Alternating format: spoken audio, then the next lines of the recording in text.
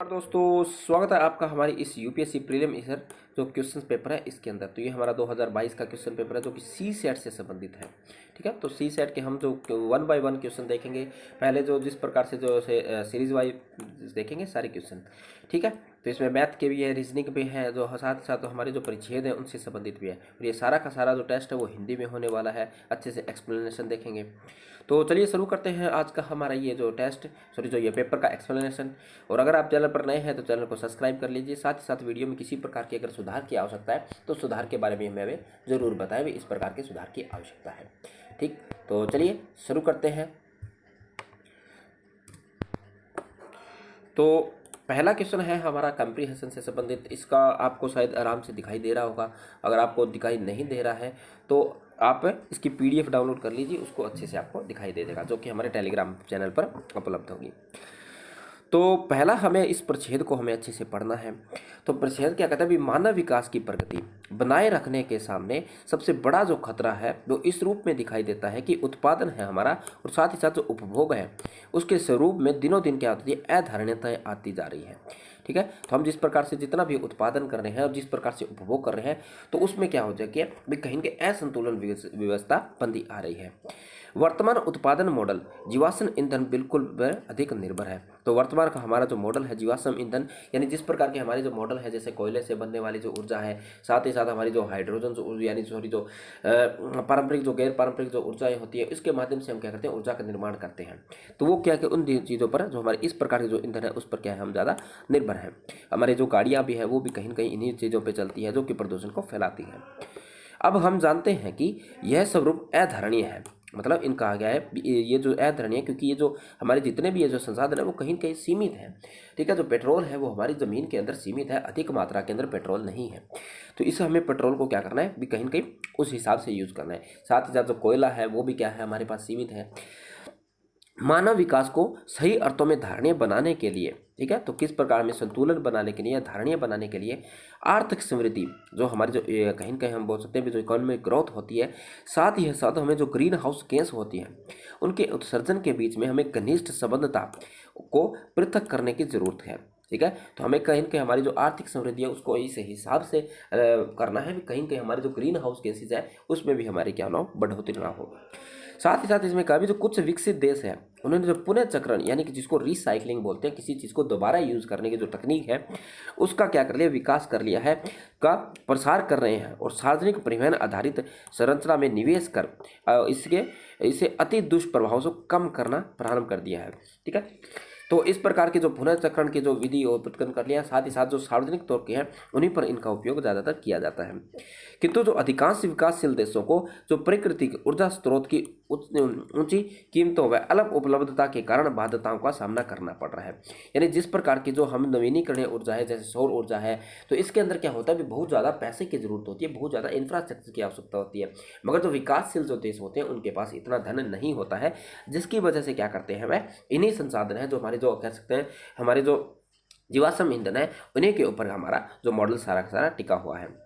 तो कहता है भी जो विकासशील देशों को चाहिए कि वे विकासशील जो देश हैं उसको धारण या मानव विकास की ओर जाने में सहायता करें। तो कहीं ना कहीं हम कह सकते हैं कहीं कहीं जो विकासशील देश है वो हमें इस प्रकार का जो धन उपलब्ध करवाए या हमें कुछ इस प्रकार की जो टेक्नोलॉजीज दे जिसकी वजह से क्या हो भी हमारा जो विकास है वो सही प्रकार से हो पाए। तो इसमें पहला क्वेश्चन कहा है भी निम्न में से किसके कारण जो अधारणता रूप बढ़ रहा है, किसके कारण अधारणता। तो अधारणता कौन सा हमारे जो जैविक संसाधन है जो क्या करते हैं अधारणता बना रहे हैं। साथ ही साथ जो ग्रीन हाउस गैसेज है वो भी हमारे अंदर जैसे जैसे बढ़ती जा रही है वो भी अधारणता बढ़ा रही है। साथ ही साथ जो हमारे जो संसाधन है वो भी बहुत सीमित मात्रा के अंदर है वो भी हमारे क्या करते हैं ऐसा यानी अधारणता को अंदर बढ़ा रहे हैं। तो पूछा गया हमसे कौन सा कथन इसका सही है। तो हमारा जो जैसे जीवाश्म ईंधनों पर हमारी भारी निर्भरता है अभी तक। ठीक है, तो अभी भी हमें हम जो नवीनीकरण ऊर्जा है उस पर ज़्यादा नहीं गए हैं और जो हमारे संसाधन है उसके हमारा जो सीमित उपलब्धता है ये बात भी सही है।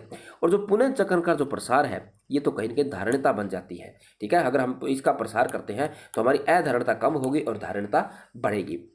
तो तीसरा इसका होगा नहीं, तो राइट आंसर होगा इसका ए, हमारा इसका राइट आंसर होता है। तो हमारा इसका जो पहला क्वेश्चन है उसका राइट आंसर ए होता है। इसी के साथ ही इसी परिच्छेद पर हमारा दूसरा कथन कहा गया भी जो निम्नलिखित कथनों पर विचार कीजिए। जो विकसित देश विकासशील देशों के जो धारणीय मानव विकास की ओर सहायता कर सकते हैं। तो वो कैसे सहायता कर सकते हैं अभी विकासशील देश? कम लागत की परिष्कृत ऊर्जा का स्रोत उपलब्ध करवाकर। तो हमें कुछ इस प्रकार के जो ऊर्जा के स्रोत उपलब्ध करवाए जा सकते हैं जिसकी लागत क्या हो, बहुत कम हो। ठीक, या उनके परिवहन में सुधार के लिए नाम मात्र ब्याज दरों पर ऋण उपलब्ध करवाकर, ये भी कर सकते हैं। जो विकासशील देश है उसको बहुत कम ब्याज दे या फिर बिल्कुल ब्याज दे ही ना, फ्री में हमें पैसा या अनुदान के रूप में हमें पैसा दे, ताकि हम क्या करें, उसका जो हमारी जो परिवहन जो सुविधा है उसके अंदर हम क्या कर पाएँ, पालन कर पाएँ। अगला है, उन्होंने अपने उत्पादन को या उपभोग स्वरूप को बदलने को भी प्रोत्साहन कर सकते हैं। तो ये जो क्वेश्चन है, जैसे पूछा तो गया हमारा जो परिच्छेद के पर आधारित हो, मगर ये जो सारे के सारे हैं जिसमें इतना ही बात कही है, जो विकासशील देश जो विकसित देश है वो विकासशील देशों की सहायता करें। तो ये सहायता हम किस किस के प्रकार से कर सकते हैं? तो ये सारी की सारी जो सहायता है हम इन तीनों प्रकार से, हम जो विकासशील देश है वो हमारी जो विकसित देश है वो विकासशील की सहायता कर सकते हैं। तो हमारा जो राइट आंसर होता है इसका डी, इसका राइट आंसर होता है। ठीक, चलिए नेक्स्ट पे। अगला भी हमारा क्या है, भी एक परिच्छेद है, पहले हम इसको ध्यान से पढ़ते हैं, फिर इसमें से जो उत्तर है वो हम छांटने की कोशिश करते हैं भी कौन सा उत्तर हमारा सही होगा। ठीक, तो कहता है हमारा भी जब तक उन शक्तियों व प्रवृत्तियों को जो देश में पर्यावरण को क्या कर रही है, नष्ट करने के लिए उत्तरदायी है। तो कौन सी है भी, हमारी जो ग्रीन हाउस गैसेज है जो हमारा जो पर्यावरण है उसको नष्ट कर रही है, या किसी चीज़ का हम अतिशय उपयोग करते हैं तो वही चीज़ है जो हमारे जो जीवन है या कहीं ना कहीं हमारी जो प्रकृति है उसको नष्ट कर रही है। निकट भविष्य में नियंत्रित नहीं किया जा सकता और आच्छादित क्षेत्रों में वृहत पैमाने पर जो वनारोपण आरंभ नहीं किया जाता।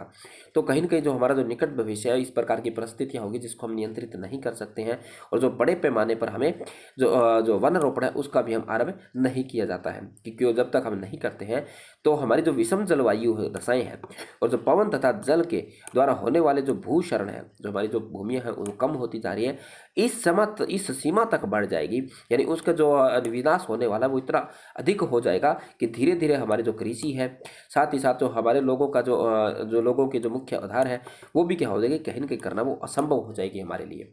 तो जो ग्रीन हाउस गैसेज है या वो जो हमारी जो प्राकृतिक आपदा है जिनकी वजह से क्या होगा भी, जो हमारी कृषि है जो भी जिस पर जो हमारा आधार है, क्योंकि कृषि से हम अपना खाना वगैरह उपलब्ध करवाते हैं, तो वो कहीं ना कहीं क्या हो जाएगी, बिल्कुल चरम यानी कहीं कहीं नष्ट हो जाएगी।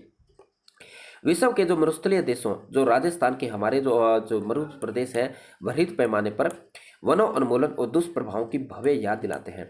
इसका मतलब यह है भी जो हमारा जो राजस्थान का जो क्षेत्र था वो कभी क्या था, हरा भरा था, मगर जो क्या था वहाँ की जो उपजाऊ क्षमता कम होने के कारण जो हमारा मरु क्षेत्र था वो धीरे धीरे बढ़ता गया और वहाँ की जो भूमि थी वह रेगिस्तान के अंदर बदल गई थी। और जो मरु दृश्य है वो यानी अब गंगा के सतलज मैदानों व दक्कन के पठार तक समेत देश के भागों में अनेक स्थानों पर दिखाई देता है।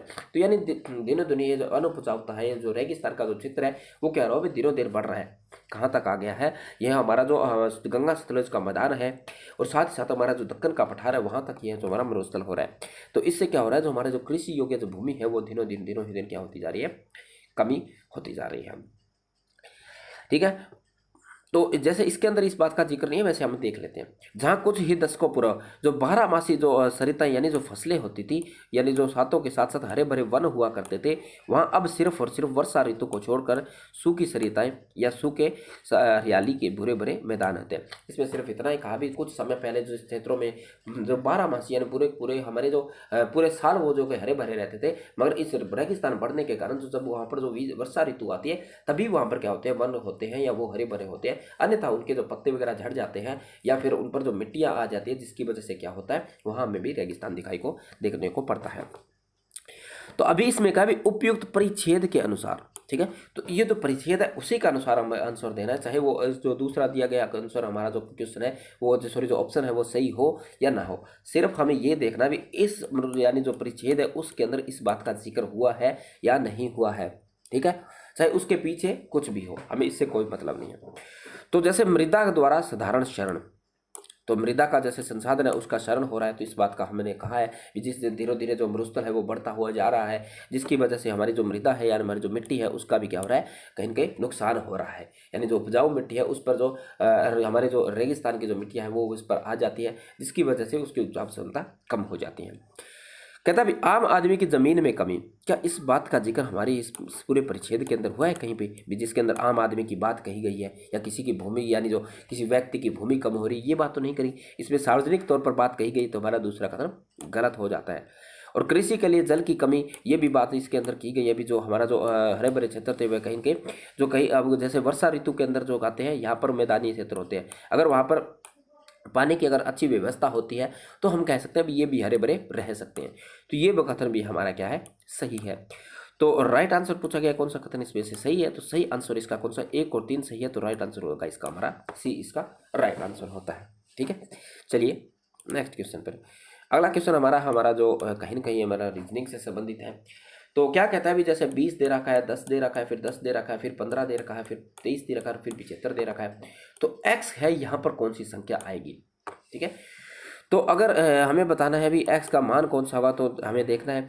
तो देखते हैं, अगर हम इसको जैसे 20 है, फिर उसके बाद में हमारा 10 है, फिर उसके बाद में हमारा क्या है, फिर भी 10 है, फिर अगर इसके बाद में हमारा क्या आता है, 15 है, इसके बाद में हमारा 30 है,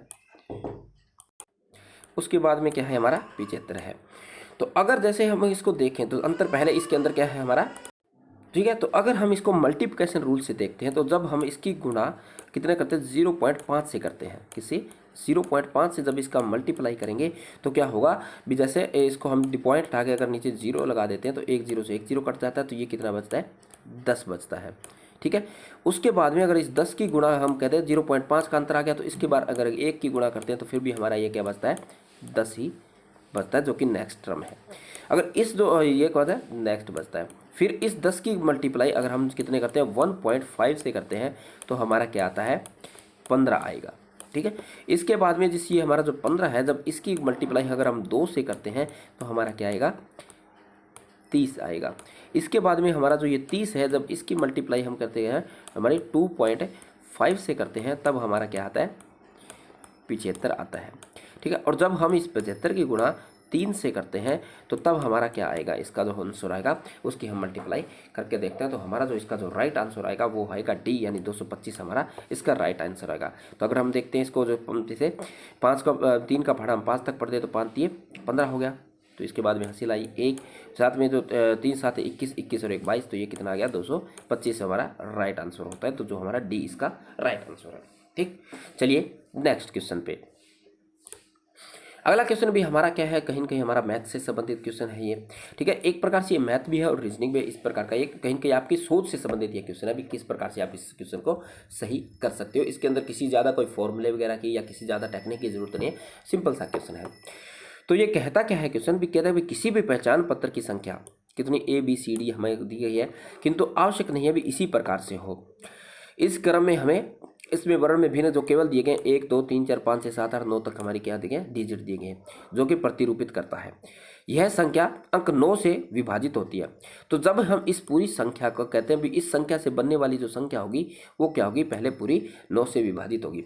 तो इसके लिए हम क्या करेंगे, अब ये जो जितनी जितनी सारी संख्या है इनका जब हम प्लस करते हैं, ठीक है, 1 2 4, ठीक है, फिर उसके बाद में 5, फिर 7, फिर उसके बाद में 8, और फिर अंत में उसका करते हैं, सॉरी जो उसको प्लस मल्लस करते हैं 9 से। ठीक, तो ठीक है, तो जब ये इसका जो पूरा योग है वो अगर 9 से डिवाइड होता है, जो कि आता है 36 आता है, तो 36 हमारा 9 के भाड़े पर 4 पर जाता है, तो ये क्या होता है, इससे डिवाइड होता है। तो यानी ये पूरी की पूरी संख्या है हमारी 9 से तो डिवाइड हो रही है। ठीक है, फिर अगला हमारा कथन क्या कहता है, जब इसका पहला अंक या मैं दाहिने से जब इसका हम पहला अक्षर हटा देते हैं तो उसको मिटाने पर ये कितने से हो, 6 से विभाजित होनी चाहिए। कौन सा अक्षर हम जब इसका दाहिने से हटा देते हैं तो अब हम देखते हैं भी दूसरा जो था वो कहता है भी अगर यानी पहला अगर हटा दिया जाए, अगर पहला अंक हमें हटा देते हैं, मिटा देते हैं, तो वह 6 से भाग हो जाएगा, 6 से विभाजित होगा। तो 6 से विभाजित होने की हमारा जो कंडीशन क्या होती है, अभी ये 6 जब विभाजित होता है, अभी कोई संख्या अगर 3 से भी विभाजित हो और साथ ही साथ अगर वह 2 से भी विभाजित हो, तो ऐसी कोई भी संख्या बनती है तो वह 6 से विभाजित हो जाती है। ठीक है, अब इसके बाद में कहता है भी दाहिने से अगर हम 2 मिटा देते हैं तो वो 5 से डिवाइड हो। ठीक है, 5 से भाग कोई भी संख्या कब होती है, जब उसका अंतिम जो अक्षर है वो या तो 0 हो या फिर क्या हो, 5 हो। ठीक, उसके बाद में कहता है भी अगर इसके हम कितने भी 3 अंक हटा दें, तो 3 अंक हटाने के बाद अगर कितने 4 से डिवाइड हो। 4 से अगर कोई संख्या कब डिवाइड होती है, जब अंतिम के 2 इसके जो अंक होते हैं वो दोनों अंक क्या हो, यानी 4 से डिवाइड होते हो, जैसे क्या हो भी, जैसे 1 और 2 है, तो जो 12 है वो क्या होगा, 1 और 2 है वो क्या होगा, 4 से विभाजित होगा। तो इसका आपको इस प्रकार से जो सिस्टमेटिक बनाना है भी, जो 4 से विभाजित हो। ठीक, फिर उसके बाद में 3 से कब डिवाइडेड होता है, जिस प्रकार से जो कोई संख्या जिसका योग क्या हो 3 से विभाजित हो। तो कितने अंक क्या मिटाने के बाद 3 से विभाजित होना चाहिए हमें, 4 अंक जब हम मिटाते हैं तो वह 4 से विभाजित होना चाहिए। तो इसकी कंडीशन क्या है, जब उन जो बचे हुए संख्या हैं अगर उनका जोड़ करते हैं तब वो क्या कहलाती है, और अगर वो उसका जो भाग है वो 3 से डिवाइड हो जाता है तो वो 3 से डिवाइड होती है, और 2 से अगर कोई भी सम संख्या है तो वो 2 से डिवाइड होती है। तो इसके हम जैसे कंडीशन बनाते हैं तो इसको इस प्रकार से हम व्यवस्थित कर लेते हैं भी, जैसे मान लेते हैं भी कितने अंक नंबर है हमारे पास, ये है पूरे 7 नंबर है। ठीक है, तो ये होगा, ये 3 2 5 और 1 6 और एक हम देख लेते हैं, यहाँ पर कर लेते हैं 7, इसको थोड़ा मिटा लेते हैं। ठीक ठीक, एक बार ये हमने जो है ये मिटा लेते हैं ये सारी चीज़ें। ठीक, तो ये होगा हमारा 7। एक इसी प्रकार की एक और कंडीशन बन सकती है, उसमें भी हम देख सकते हैं भी हमारे जो 7 है, 7 होगी क्या, ठीक है। तो जब से पहला इसके अंदर पूछा गया अभी, जो कहते हैं अभी जो पहला 9 से विभाजित तो हमारी सारी संख्या होते हैं। अगर हम कहते हैं अभी जो कोई भी अक्षर है वो यहाँ लग सकते हैं, जो 6 से डिवाइड होने वाली संख्या कौन सी होगी, या तो 2 से हो और साथ ही साथ वो 3 से हो, या 3 से हो 2 से हो। और जो हम इसके बाद में 5 से हमारी थी, यानी 0 सॉरी एक सेकेंड, जो 0 से और उसका 5 लास्ट में डिजिट हो, और 4 हमारा यहाँ पर लिख देते हैं, जो 4 था वो कब हो, जब उसके लास्ट के 2 डिजिट हो वो क्या हो, इस फॉर्म में लिखे हों। ठीक, तो कहता है भी जो लास्ट का जब हम 2 और 3 से कब विभाजित होते हैं, जब कि भी यहाँ के जो संख्या हुई है, जो बाकी बची हुई जो संख्या है वो क्या हो, यानी 6 से या 2 से विभाजित हो 3 से। मगर उससे पहले हम ये वाला रूल देखते हैं भी 2 अक्षर हटाने के बाद 5 से डिवाइड हो, तो 5 से डिवाइड कब होगी भी, जब यहाँ का जो संख्या है वो क्या हो, 5 हो। ठीक है, क्योंकि 0 तो हमारे पास है ही नहीं, तो 5 यहाँ की संख्या हमारे पास कम से कम होनी चाहिए। ठीक, उसके बाद में जो यहाँ वाली संख्या है वो हमें देखनी है भी कौन सी संख्या होगी, यहाँ पे जो अंतिम जो संख्या होगी, अंतिम संख्या, यानी इसमें से अगर कौन से अक्षर हटाते हैं जब क्या होगा, यानी जो 3 से डिवाइड होती है, क्योंकि 2 से कोई भी सम संख्या हो वो हो जाती है डिवाइड। ठीक है, तो यहाँ से हमें देखनी है जो कौन सी संख्या हो जो हटाने पर 3 से भी क्या हो, विभाजित हो जाती हो। ठीक है, तो अगर मैं इससे 9 हटाता हूँ, ठीक है, अगर 9 हटाता हूँ तो यह क्या आ जाएगा, यहाँ पर जैसे बचेगा 27, यानी वो कितने क्या से भाग होगा, इससे भाग हो जाएगा। ठीक है, तो यहाँ पर अगर हम 9 रख देते हैं, क्योंकि हमें ये देखना है यहाँ पे संख्या नहीं देखी हमने। ठीक है, तो 9 अगर यहाँ पर ये घटा देते हैं तो 27 बच जाता है, जो 27 3 से तो डिवाइड हो जाएगा, और जो हमें 2 से डिवाइड करने के लिए इसका अंतिम अक्षर क्या हो, सम हो। तो हम ये कह सकते हैं जो यहाँ पर आने वाली जो संख्या है वो सम होगी। कौन कौन सी होगी, या तो यहाँ पर 2 हो सकती है, या 4 हो सकती है, या फिर यहाँ पर आने वाली संख्या 8 हो सकती है। ठीक है, यहाँ पर हमारी संख्या थी वह 5 आ चुकी है, यहाँ पर देखने की जरूरत नहीं है। अब अगली संख्या है भी जो 2 से अगर कोई संख्या डिवाइड होती हो 4 से। ठीक है, तो 4 से हमें 2 संख्या यहाँ पर चाहिए भी, किस प्रकार से हम व्यवस्थित करें। ठीक, मगर इससे पहले अगर हम यहाँ पर इस संख्या का हमें अनुमान नहीं लगा सकते भी कौन सी संख्या होगी, मगर यहाँ से तीसरे के अगर हम बताएं 3 का योग, या यहाँ पर जो संख्या रखी जाएगी इन तीनों संख्याओं का जो योग है वो 3 से क्या होना चाहिए, विभाजित होना चाहिए। ठीक, तो पहले हम क्या देखते हैं, इस प्रकार की संख्या देखते हैं भी जो 3 से क्या हो, विभाजित हो। ठीक है, तो पर हम इसका ये अनुमान लगा सकते हैं भी जो यहाँ पर जो रहने वाली जो संख्या होगी वो भी क्या होगी, सम होगी। ठीक है, क्योंकि जो 4 से जो डिवाइड होती है वो कोई संख्या हो जो उसके अंत में क्या हो, जो सम हो, तो तभी वह क्या होगी, डिवाइड होगी। तो क्योंकि इसके अंतिम अक्षर क्या हो, विषम नहीं होना चाहिए, तो यहाँ पर जो संख्या आएगी वो इन्हीं तीनों में से कोई संख्या आएगी। फिर हमारा जो तीसरा बचता है, तो तीसरे के अंदर हमें भी बताना है भी यहाँ जो कौन सी संख्या, यानी जो 3 से डिवाइड हो इनका जो योग है। तो जैसे हमारी 5 आ चुकी है, 9 आ चुकी है, तो उसका अगर हम यहाँ पर जैसे 2 सिचुएशन लेते हैं, तो अगर हम यहाँ पर कहा 2 से डिवाइड ये वाली संख्या होती है, तो यहाँ पर भी कौन सी आएगी, सम संख्या यहाँ पर आएगी, यहाँ पर भी यही संख्या आएगी जो कि सम संख्या ही आएगी। ठीक है, तो ये वाले जो हमारी जो अंक है, तो अब यहाँ जो कौन सी संख्या आ सकती है, इन दोनों जगह पर विषम संख्याएं आ सकती है, क्योंकि सम संख्याएं यहाँ पर आ चुकी हैं। तो विषम संख्या एक हमारे पास 1 है, दूसरी हमारे पास 7 है। तो अगर इसके पास अगर इस टाइम हम पहले इस पे यहाँ पे 1 रख लेते हैं और यहाँ पर हम क्या रख लेते हैं, 7 रख लेते हैं। दूसरी सिचुएशन के अंदर यहाँ हम 7 रख लेते हैं, यहाँ पर हम सॉरी 1 रख लेते हैं, ठीक है।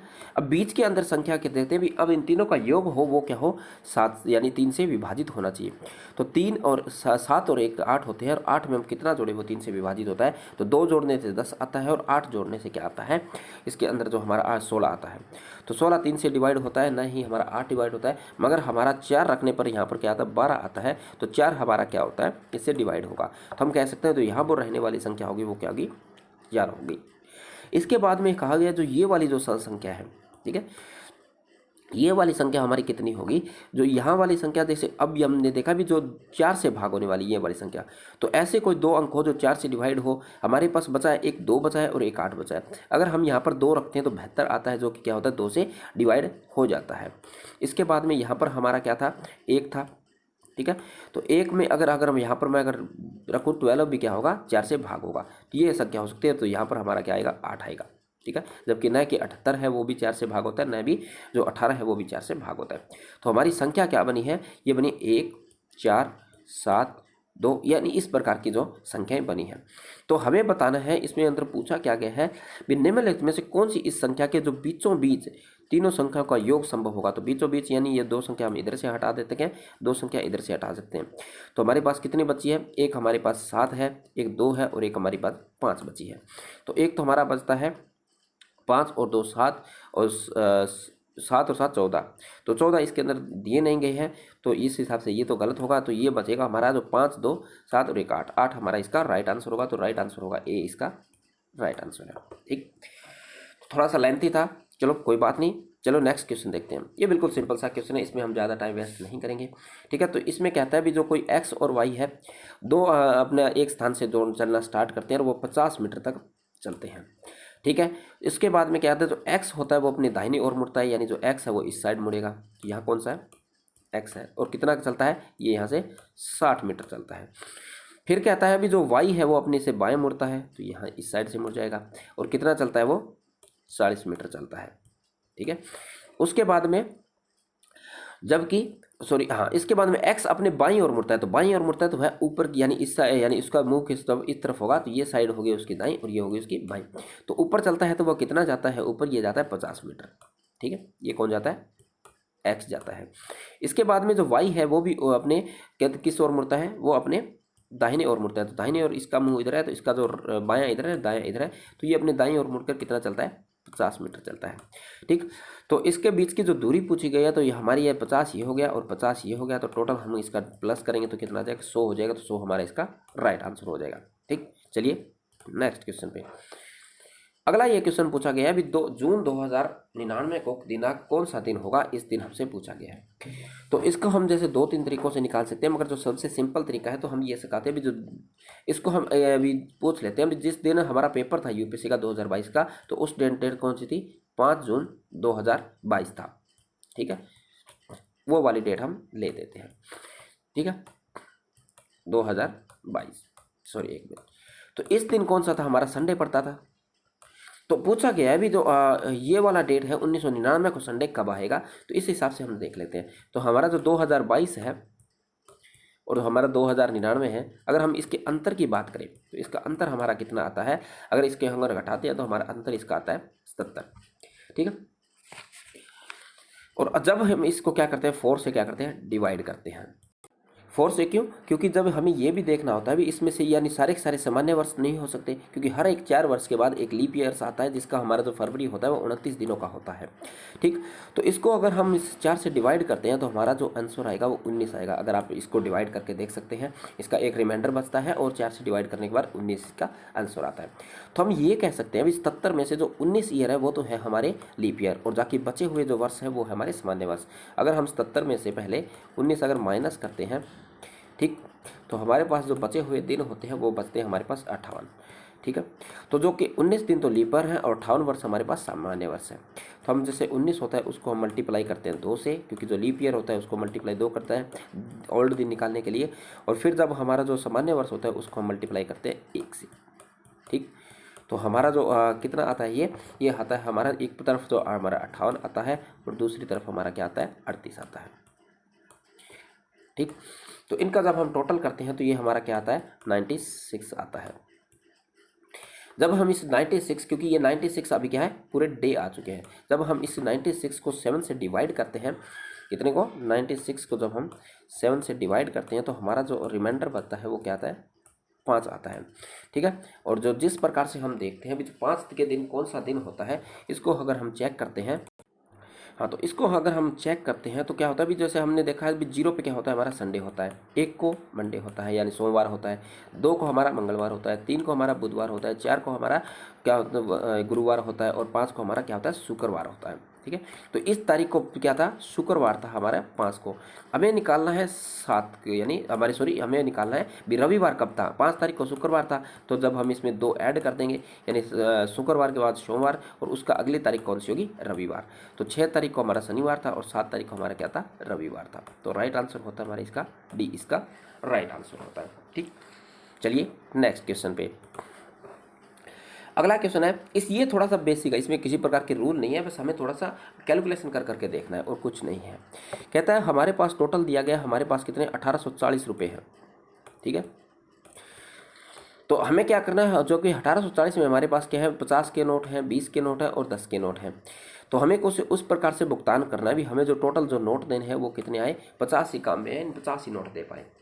तो पहले स्टेटमेंट कहता है भी जब हमने 50 नोट 25-25 रुपये के, यानी 25 नोट है वो 50 रुपये के दे दिए, तो हमारे पास 50 नोट है, जो 50 रुपये है का नोट है और उससे 25 नोट दिए, तो ये कितना हो गया, जब हम कहते हैं इसको मल्टीप्लाई करते हैं तो कितना, तो ये आएगा हमारा 1250। ठीक है, तो 1200 जो 50 है, अगर हमारे टोटल रुपए कितने हैं 1840, अगर इसमें हमसे हमारा 1250 घटा देते हैं, ठीक है, कितने 1250 अगर घटा देते हैं तो बाकी रुपए बचते कितने हैं, तो बाकी हमारे पास रुपए जो बचेंगे वो सिर्फ बचते हैं हमारे पास जो 500 कितने 90 रुपये बचते हैं। ठीक है, अब 590 रुपये है और नोट हमें देने हैं सिर्फ 25 ही। ठीक है, तो उसका अगर हम अनुमान लगाते हैं, अगर हम 25 के 25 नोट अगर मैं 20-20 के भी देता हूँ तो ज़्यादा से ज़्यादा मैं 500 रुपये ही उसको दे पाऊँगा। ठीक है, तो पहला स्टेटमेंट हमारा गलत हो जाता है, क्योंकि 20-20 के नोट में ज़्यादा से ज़्यादा 500 दे पाऊंगा, जब उसकी 90 रुपये की क्या रह जाएगी हमारे पास, कमी रह जाएगी, तो ये तो सिस्टम हो गया हमारा फेल। अगला देखते हैं, इसने कहा भी जो 20-20 रुपये के हमें 35 नोट देने हैं, तो अगर हम 20 रुपये के अगर हमें 35 नोट देता हूँ, ठीक है, तो कितने रुपए दे दिए मैंने इसको हमने दे दिए 700 रुपये। ठीक है, जब हम 1800 में से 700 माइनस करते हैं तो सॉरी 1840 में से जब 700 अगर हम माइनस करते हैं तो हमारा कितना बचता है, तो हमें 1140 रुपये अभी हमें इसको और देने हैं। अभी हमारे पास नोट बचे हैं सिर्फ 15 और हमें रुपए देने हैं 1140। अगर मैं 50 के भी 15-15 नोट देता हूँ तो भी मैं ज़्यादा से ज़्यादा इसको कितने नोट दे पाऊँगा, लगभग 750 रुपये दे पाऊँगा। ठीक है, तो ये भी हमारा जो सिस्टम है वो फेल हो जाएगा, क्योंकि 1450 रुपये ही दे पाऊँगा इसको सारे, फिर मैं 1140 तो नहीं दे सकता। तो ये भी जो हमारा सिस्टम है वो भी क्या हो गया, फेल हो गया। अगला क्या कहता है भी, जो हमारे 10 रुपये के अगर मैं 20 नोट देता हूँ, ठीक है, तो मैंने 10-10 रुपये में हमने किसके कितने नोट दे दिए, इसको 200 रुपये हमने इसको दे दिए हैं। ठीक है, उसके बाद कितने हैं 1840, तो हमारे पास टोटल अब बच कितना गया भाई, 1640 रुपये उसको और देने हैं और नोट मुझे देने हैं 30 ही। अगर मैं 50-50 के नोट देता हूँ इसको, कितने 50-50 के अगर मैं सारे नोट दूँ तो कितने पैसे होते हैं अभी, यानी 30 के होंगे, हमारे पास नोट बचे हैं 30, तो अगर हम इसको करूँ तो कितने रुपये होते हैं 1500, कितने होते हैं ये 1500 ही रुपये होंगे। ठीक है, अगर मैं इसको 30 नोट देता हूँ 50-50 के, ठीक है, तो ये हमारे कितने नोट होते हैं और देने कितने थे मुझे इसको रुपये, इसको देने से 1640 रुपये। ठीक है, तो जबकि दिए 1500, 140 रुपये कम पड़ते हैं, तो ये सिस्टम भी हमारा क्या हो जाता है, फेल हो जाता है। तो इसके पूछा गया कौन सा कथन सही नहीं है, तो चारों के चारों गलत है, सॉरी तीनों के तीनों गलत हैं, तो राइट आंसर होगा हमारा इसका डी, इसका राइट आंसर होता है। ठीक, चलिए नेक्स्ट क्वेश्चन पे। अगला क्वेश्चन क्या है, अभी हमें 2 की पावर 40 या 40 या 3 की पावर 21, 4 की पावर 18 और 8 की पावर 12, तो हमें बताना है भी इसमें से कौन सी संख्या है वो सबसे छोटी है, यानी लघुत्तम संख्या है। तो पहले हम देख लें 2 की 40 है, इसको ऐसे की ऐसे, फिर है सॉरी जो 40 है ये, उसके बाद है हमारी 3 की जो 21 है, इसमें हम कोई अंतर नहीं करते एक बार। फिर अब मैं देखते हैं भी 4 की 18 है, ठीक है, इसको मैं कैसे लिख सकता हूँ, इसको मैं ऐसे लिख सकता हूँ भी 2 की और 2 है और इस सभी की 18, ठीक है, तो इस सब की मैं 18 लिख सकता हूँ। तो इसको अगर मैं इससे मल्टीप्लाई करता हूँ तो 18 कितना हो गया, 2 की 36 होता है। ठीक है, तो इस 4 को मैं 2 की 36 लिख सकता हूँ। इसी प्रकार से हम 8 की 12 को करते हैं। ठीक है, 8 की 12 को हम क्या लिख सकते हैं, 2 की 3 लिख सकते हैं, ठीक है। और इस सभी की हमारी कितनी है, 12 है, ठीक है। अब 12 की इससे जब मैं मल्टीप्लाई करता हूँ तो ये भी क्या आता है, 2 की 36 आता है। पर दो की 36 है और 2 की 36 ये तो हमारी दो समान संख्याएं होती हैं, ठीक है। उसके बाद में 2 की 40 है, वो तो इससे संख्या बड़ी ही होगी। तो बची कौन सी है हमारे पास, केवल और केवल एक संख्या बची है, वो है कि 3 की 21, वो हमारा क्या होता है, राइट आंसर होता है, ठीक। तो राइट आंसर होगा हमारा इसका बी। अगला जो ये हमारा जो क्वेश्चन है वो एक प्रकार का थोड़ा सा लेंथी क्वेश्चन है हमारा, तो इसका मैं आपको सॉल्यूशन प्रोवाइड करा देता हूँ, जो कि विजन आईएएस ने अपने जो नोट्स हैं उसके अंदर दिया है। तो इसका हमें करना क्या है, भी हमें 1 से 9 पंक्तियाँ दी गई है, कोई भी उसको हमें इस प्रकार से व्यवस्थित करना है, और प्रत्येक पंक्ति में कम से कम कितने अक्षर होने चाहिए, 3 ही अक्षर होने चाहिए, उससे ज़्यादा अक्षर नहीं होने चाहिए, ठीक है। इन 1 से 9 तक की हमारी जो काउंटिंग है उसी से संबंधित। और दूसरी पंक्ति में बनी जो संख्या बनती है वो पहली संख्या से क्या हो, दुगनी हो, ठीक है। पहली पंक्ति में अगर हमारी 3 संख्याओं की कोई भी अगर इन तीनों में से कोई अगर संख्या बनती है तो क्या होनी चाहिए, वह उसकी दुगनी होनी चाहिए, ठीक है। अगला कहता है भी तीसरी पंक्ति में बनी वो जो संख्या होती है वो कितनी हो, उससे संख्या से क्या हो, 3 गुना हो, ठीक है। कितनी हो, इससे 3 गुना हो। और किसी भी अंक को हमें दोबारा लिखना नहीं है, कोई भी अंक दोबारा नहीं आना चाहिए इन तीनों पंक्तियों के अंदर, ना पहले के अंदर, ना दूसरे के अंदर, ना ही तीसरी संख्या के अंदर। और हमें जो इस्तेमाल करने हैं वो केवल और केवल 4 ही अक्षर करने हैं, हमें 2, 3 और 7 और 9 ये 4 ही, इन 4 ही अक्षरों से हमें संख्या का निर्माण करना है। तो इस प्रकार की संख्या बनानी है जिसकी पहली संख्या क्या हो, यानी जो दूसरी संख्या वो पहले की क्या हो, दुगनी हो, और जो तीसरी संख्या वो पहले की क्या हो, 3 गुना हो, ठीक। तो इसका जैसे सोल्यूशन है, अगर हम आराम से करते हैं इसको बैठ के, तो इसमें तो थोड़ा सा टाइम लगता है, तो हमारे पास वीडियो काफ़ी लंबी हो चुकी है, तो मैं आपको इसको सोल्यूशन है उसी के अंदर आपको इसको समझा देता हूँ, ठीक। तो क्या है, तो सबसे पहले हम इसे 4 ही संख्या ले सकते हैं। तो इस संख्या से हम क्या करते हैं, जो पहले हमारे जो इस प्रकार के जो संख्या है, जो क्या हो भी हमारी जो पहले की क्या हो, 2 गुना हो, ठीक है। तो जो संख्या ऐसी हो जो बड़ी, सबसे बड़ी, छोटी, हम क्या करेंगे, स्टार्ट करेंगे सबसे छोटी से छोटी संख्या से, क्योंकि बड़ी से बड़ी संख्या करेंगे तो वो क्या होगी, 4 डिजिट में पहुंच जाएगी, जो कि हमारा स्टेटमेंट के अनुसार से गलत हो जाता है सिस्टम। तो हमें 3 ही सिस्टम है, तो हमें सबसे पहले छोटी संख्या लेनी है। तो छोटी संख्या इसमें से 2 और 3 है, तो यहाँ से हमें क्या करना है, इसकी शुरुआत करनी है। क्योंकि अगर हम 7 और 9 से पहली संख्या की शुरुआत करते हैं तो जब हम उसका दुगुना करते हैं या 3 गुना करते हैं, दुगुना करने पर भी वो संख्या क्या होती है, हमारी 4 डिजिट के अंदर पहुंच जाएगी, 3 डिजिट के अंदर नहीं निकलेगी। क्योंकि हम जब 7 का डिजिट दुगुना करेंगे 14 हो जाएगा, और 9 का डिजिट करते हैं तो वो क्या हो जाएगा, हमारा लगभग 18 हो जाएगा। तो ये क्या होगा, 4 के डिजिट के, जबकि 2 का दुगुना होता है 4, 3 का दुगुना होता है 6, और अगर 3 गुना भी हम करते हैं इसका 8 होता है, और इसका क्या होता है, 9 होता है, सॉरी इसका क्या होता है, 6 होता है। तो तब भी हम क्या करते हैं, इसके 3 डिजिट के अंदर ही रहते हैं। तो हम वो संख्याएं बना सकते हैं जो इन 3 और 2 और 3 से शुरू होने वाली जो संख्या है उनसे बना लेते हो। तो ये जो सारी की सारी जो संख्या है वो बनती है इसके माध्यम से, जो उसका हम यूज़ करते हैं। फिर हम ये देखते हैं भी कोई संख्या जब हम उसको 3 से गुना करते हैं, 3 से मल्टीप्लाई करते हैं, तो वो 4 में न चली जाए। जब हम इससे इसकी गुना करते हैं, ठीक है, तो ये संख्या क्या होती है, 4 में चली जाती है। जैसे हम इसके 3 से, अब जब हम इसकी मल्टीप्लाई करते हैं, ठीक है, अगर इसकी इस संख्या की भी अगर मैं इसके 3 से मल्टीप्लाई करूं, जैसे 3 3 9 हो गया, और अगर 3 7 21, 21 और 3 3 3 9, और फिर क्या हो गया, ये 3 से चली जाती है। तो अगर हम बीच वाली संख्या देखनी है, और हमें जैसे 3 3 9 और 3 9 3 27, तो 27 और उसके अंसिल जुड़ेंगे तो फिर ये भी नहीं होगा। इसके अंदर देखते हैं, तो 3 दूनी 6, अंसिल आएगी नहीं, 3 3 9, तो अंतिम अक्षर हमारा 9 आएगा, तो एक तो हमारी ये संख्या होगी। दूसरा, अगर इससे मल्टीप्लाई करता हूँ तो 3 7 21 हो जाता है, और 3 3 9 होता है, तो ये संख्या भी हमारी नहीं आएगी। अगर मैं इससे मल्टीप्लाई करता हूँ 3 की, तो 3 7 21 होता है, और 3 दूनी 6, और कहीं के 3 3 9, तो ये बीच में 6 बचता है, तो ये हमारी एक संख्या ये आएगी। और 2 वाली हमारी सारी की सारी संख्या आएंगी, इसमें किसी प्रकार का कोई भी, क्योंकि 3 दूनी 6 होता है, ज़्यादा से ज़्यादा हम इसमें 4 हासिल तक जोड़ सकते हैं, यानी 3 हासिल तक जोड़ सकते हैं, वो कि काफ़ी होगा। तो हमारी जो बाकी जो संख्याएं बचती है वो कम कम इतनी संख्याएं जो बचती हैं, ठीक है। तो इन्हीं संख्या से हमें निकालना है। तो पहले क्या करते हैं, हम जो हमारी जो पहली संख्या होते हैं उससे 2 से मल्टीप्लाई करते हैं। तो 2 से मल्टीप्लाई करते हैं तो हम ये देखते हैं भी कोई संख्या दोबारा नहीं आनी चाहिए। जब इस संख्या की हम 2 से मल्टीप्लाई करते हैं तो हमारा आंसर बचता ही है। तो अगर हम इसमें देखते हैं जो 7 है वो क्या है, दोबारा आ चुका है, पहले 7 ये रहा और दूसरा 7 हमें इसके अंदर है, तो ये संख्या हम हटा देंगे भी, इसका हमारा कोई काम नहीं है, हमारा जो सिस्टम है वो फेल हो चुका है। दूसरा, अगर हम इससे 2 से मल्टीप्लाई करते हैं तो हमारी संख्या बनती है, इसमें हमें 2 है, 7 है, 3 है, और इसमें 5 4 और 7 है। फिर हम इसको 2 से 3 से मल्टीप्लाई करके देखते हैं भी कोई संख्या दोबारा आ रही है नहीं आ रही है। जब 3 से हम मल्टीप्लाई करते हैं तो हमारी संख्या बनती है ये, ठीक। तो ये संख्या बनती है, तो हम इसमें देखते हैं 2 है, 7 है और 3 है, इसमें है 5 4 6 है और इसमें 8 1 9 है। तो कोई भी संख्या दोबारा नहीं होगी, तो एक तो हमारा ये पॉसिबल हो गया। दूसरा हम इसी प्रकार से ये देखेंगे, तो इसके अंदर क्या होगा, तो इसमें तो कोई डिफाइन नहीं हो रहा, मगर जब हम इसको 3 से मल्टीप्लाई करते हैं इसको, तो हमारा जो 7 है वो 2 बार आ जाता है। तो ये भी हमारा जो सिस्टम है वो फेल हो जाता है।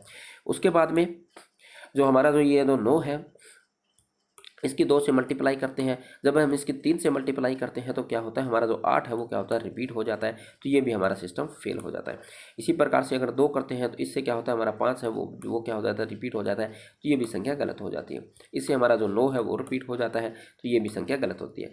मगर जब इससे हम मल्टीप्लाई करते हैं तो ये संख्या बनती है, तो 3 2 7 है और फिर 6 5 4 है। फिर हमें 3 से मल्टीप्लाई करना है, 3 से मल्टीप्लाई करने के बाद जो 9 8 1 आता है जो कि रिपीट नहीं होता है, और एक संख्या ये होगी।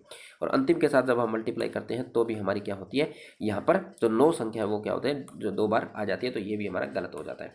तो कितने इतने पॉसिबल हमारे जो बने हैं, एक ये और एक ये, तो हमारे कितने 2 बने हैं। तो इसका जो राइट आंसर होगा वो 2 होगा। तो 2 हमारा कौन सा है, सी हमारे राइट आंसर है। ठीक। तो आज की वीडियो में इतना ही। हमने इसके 10 क्वेश्चन डिस्कस किए हैं। अगर आपके लिए वीडियो हेल्पफुल होती है तो आप चैनल को सब्सक्राइब कीजिए, साथ ही साथ वीडियो को लाइक भी कर सकते हैं। ठीक है, तो मिलते हैं नेक्स्ट वीडियो में।